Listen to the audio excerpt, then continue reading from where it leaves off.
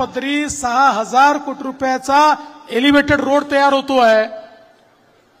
आज आपण जर निघालो पुण्यातनं तर आपली हालत काय होते दौंडला यायची असेल तर, आणि जर संध्याकाळी ट्रॅफिकमध्ये फसलो तर कधी निघणार हे माहिती नाही, पण सातत्याने पाठपुरावा केला आणि त्यामुळे दळणवळणाची साधनं तर चांगली होणारच आहे।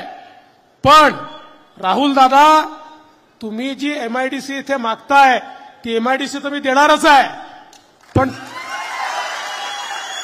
त्या एमआयडीसीत येण्याकरता पुण्यातनं हा 6 पदरी रोड झाल्यामुळे आता इंडस्ट्री येईल।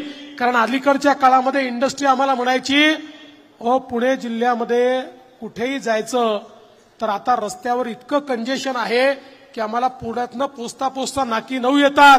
पण मी गडकरी साहेबांचे आभार मानतो, पुण्याच्या चारी दिशेला जाणारे जे रस्ते आहेत याच्यावर 54,000 कोटी रुपये आमच्या गडकरी साहेबांनी दिले आणि आता इंडस्ट्री अत्यंत खुश आहेत। आणि आता ते पुन्हा म्हणतात पुण्याच्या आजूबाजूला कुठेही एमआयडीसी काढा, त्या ठिकाणी उद्योग आणण्याकरता आम्ही तयार आहोत।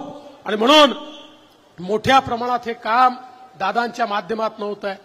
खरं म्हणजे अमृतची योजना असेल, क्रीडा संकुल असेल, वेगवेगळ्या प्रकारे रेल्वेचे कार्यक्रम असतील, या सगळ्या गोष्टी दादांनी अतिशय चांगल्या पद्धतीने केल्या। आणि आपला कारखाना भीमा पाटस खरं म्हणजे इतक्या अडचणीमध्ये तो होता, पण राहुल कुल यांनी कधीही आपला संयम ढळू दिला नाही आणि मी निराणीजींचे मनापासून आभार मानेन, ते मदतीला धावले। आम्हाला हा कारखाना कुठल्याही परिस्थितीत शेतकऱ्यांच्या मालकीचाच ठेवायचा होता, त्याची मालकी बदलायची नव्हती, हा सहकारीच ठेवायचा होता।